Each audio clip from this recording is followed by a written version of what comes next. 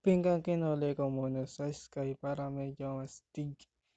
At sa bundok, dark green muna. At dun sa lupa, brown.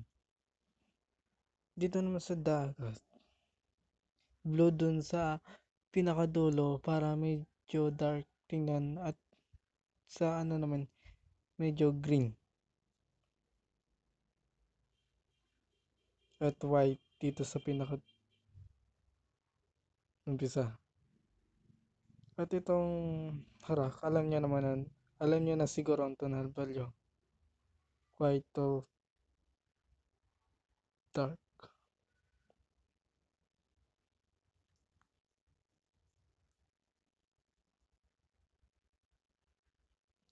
Pinatungan ko na nga ng green, light green yung